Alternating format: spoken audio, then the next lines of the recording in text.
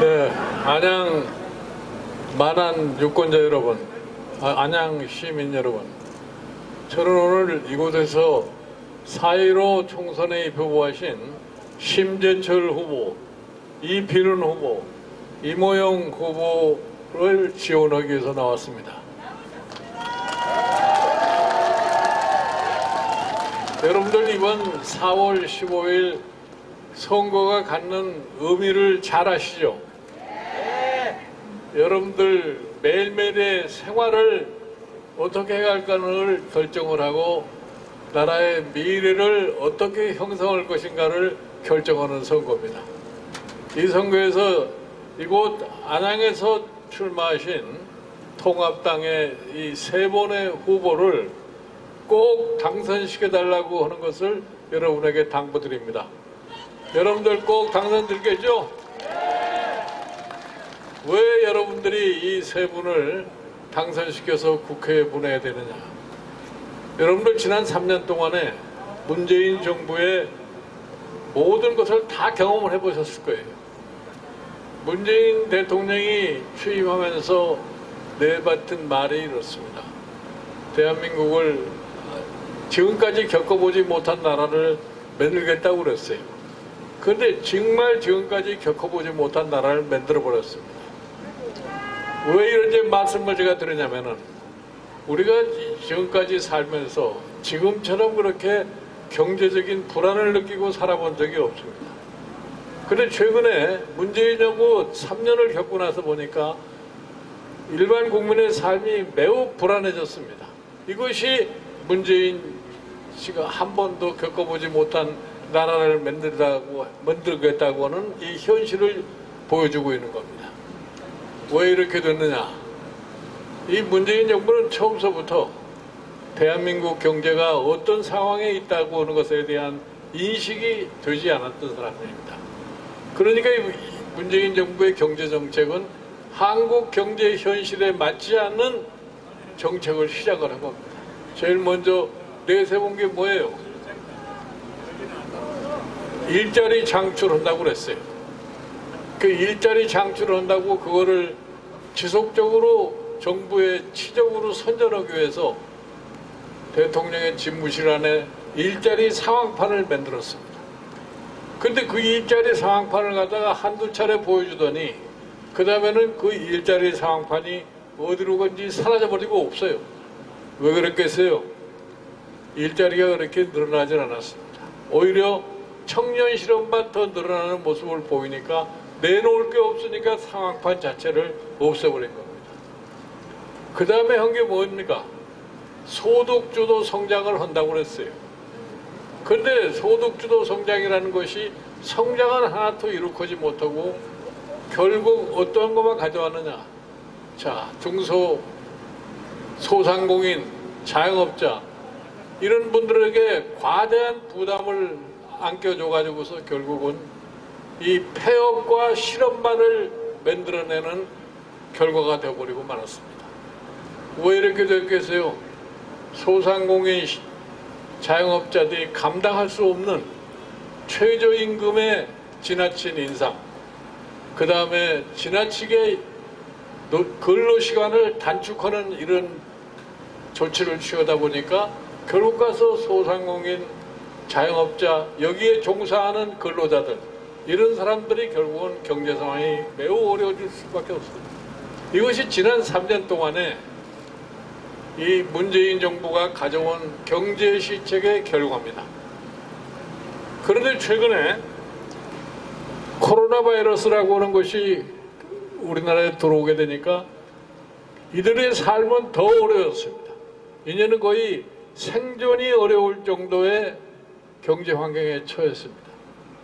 그리고 거기에 종사했던 근로자들은 정말 소득이 없어서 과연 생계가 유지가 되겠느냐 하는 이런 걱정을 하지 않을 수가 없습니다. 그런데 지금 이 정부가 지금 뭘 하고 있어요? 이런 엄중한 경제 상황에도 불구하고 아무런 대책이 별로 나오는 게 없습니다. 우리보다 코로나 바이러스 사태를 늦게 경험하는 미국이나 구라파 국가들은 대통령 수상 이 사람들이 직접 나서서 정부의 재정을 가지고서 이 문제를 어떻게 극복하느냐를 내놓으면서 애를 쓰고 있습니다. 지금 우리가 겪고 있는 이 경제 상황은 정부가 적극적인 재정을 활용하지 않으면 해결할 수가 없습니다. 지금 생산은 중단된 상태에 있고, 그렇다고 해서 소비가 할 수 있냐면 소비할 가능성도 많이 없습니다. 그러니까 이때 정부의 역할이라는 것이 매우 중요합니다. 그런데 이 역할을 별로 하질 않아요. 그래서 제가 여기 통합당의 선거대책위원장으로 오면서 제가 정부한테 건의 겸 경고를 했습니다. 지금 이 사태를 빨리 극복하지 않으면 한국 경제의 기반이 무너질 수밖에 없다. 여러분, 우리 소상공인 자영업자들이 무너져 버리면 우리나라 경제의 가장 밑바닥이 무너져 버릴 수밖에 없습니다. 그러면 우리 경제 자체가 더 이상 뻗어갈 수 있는 힘을 잃어버릴 수밖에 없습니다. 그래서 제가 이 정부가 지금 편성해 놓은 512조의 예산을 항목 변경해서 20% 정도를 절감을 해서 자원을 만들면 한 100조 정도 됩니다. 그 100조를 가지고서 지금 코로나 바이러스 사태로 인해서 신음하고 있는 자영업자, 소상공인, 그리고 거기에 종사하는 생계위협을 느끼는 근로자들의 생계 대책을 지속적으로 끌어갈 수 있는 조치를 취해라. 그런데도 아무 대답이 없어요. 지금의 이 코로나 바이러스 사태는 정부가 재정을 적극적으로 투입을 해가지고서 지금 즉각적이고 직접적인 지원을 하지 않으면 해결이 안 됩니다. 그래서 방법까지 얘기를 해준 겁니다. 대통령이 헌법상에 보장되어 있는 재정 긴급 명령을 발동하면은 내일이라도 예산 항목을 조정을 해서 그 돈을 사용할 수 있습니다.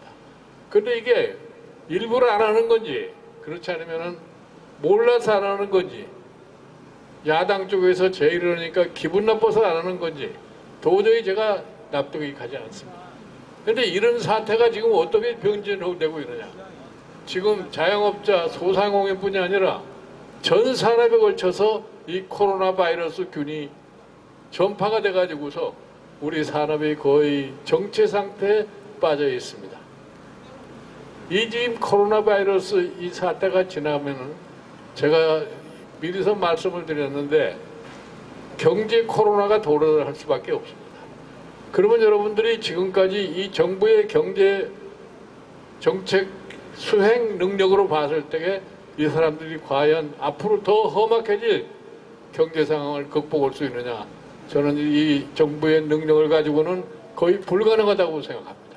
그리고 이 사람들은 자기네들이 잘못된 정책도 제대로 이해를 못하고 그걸 별로 고쳐보려고 하는 생각을 안 해요. 그래서 제가 여러 유권자들에게 꼭 당부를 드립니다. 이거를 해결할 수 있는 방법은 한 가지밖에 없어요. 이번 4월 15일 날 선거에서 여러 유권자분들이 심판을 하는 겁니다. 이래서 여기에 이 안양에서 출마하신 이 세 분의 통합당 후보를 국회에 보내시면은 통합당이 국회에 과반수 의석 이상을 차지하게 되고, 과반수 이상 의석을 차지해야지 의회가 막강해지고 이 막강한 힘으로다가 정부를 통제할 수 있습니다. 그렇게 되면은 지금까지 잘못된 정책을 갖다가 금방 시정할 수가 있어요.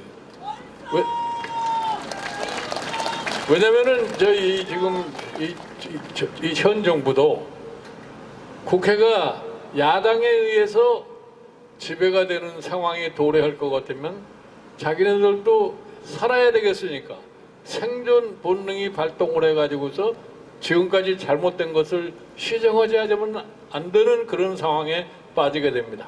그래서 제가 여러분들에게 간곡하게 당부드리는 게 뭐냐면, 여러분의 일상생활을 향상시키고 대한민국의 미래를 좀 더 밝게 하는 경제를 만들기 위해서 이번 4월 15일 총선에서 이곳 안양에서 출마하신 세 분을 꼭 당선되리라는 첫 번째 이유를 드리는 겁니다. 그 다음에 이제 이 문재인 이 정부가 강조한 게 이런 겁니다. 자기는 대한민국을 아주 공정하고 정의로운 나라를 만들겠다고 그랬어요. 그런데 지난 3년 동안 겪어보니까 과연 우리나라가 공정하고 정의로운 나라가 됐습니까?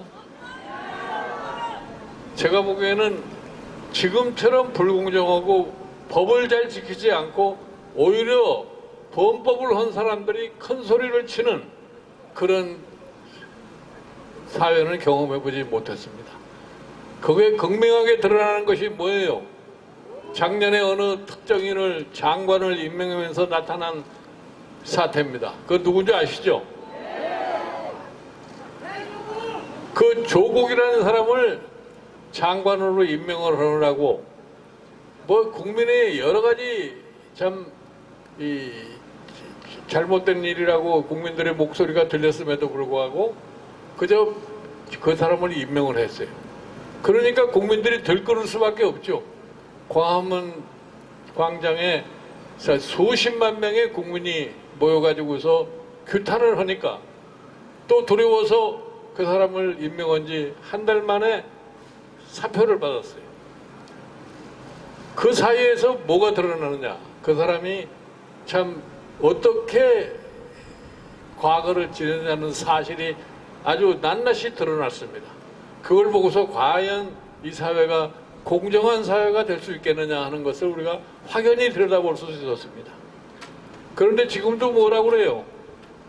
최근에 이번 선거를 맞이해서 가장 불법을 많이 저질렀던 사람들이 여러분 잘 아시죠? 울산의 선거 부정 사건. 그 선거 부정 사건에 참여를 해가지고서 지금 법의 심판을 받아야 할 사람들이 무수히 많이 이번 총선에 출마를 했습니다. 그 사람들이 국회에 들어가면 뭘 하겠어요? 벌써부터 그 사람들은 자기네들을 수사를 한 검찰총장을 아주 헐뜯고 있습니다. 제가 보기에 현재 우리나라에 살아있는 공직자 중에서 가장 법을 잘 지키겠다고 자기 소신을 입히려고 하는 사람이 지금 검찰총장 윤석열이라는 사람이에요. 그런데 그 사람이 무서워서 잘못을 저지르는 사람들이 그 사람을 어떻게든지 끌어내려야 되겠다는 이런 소리를 지르고 있습니다. 이것이 과연 정의롭고 공정한 사회입니까? 우리가 법을 지키지 않으면 대한민국의 민주질서라는 것이 파괴될 수밖에 없습니다.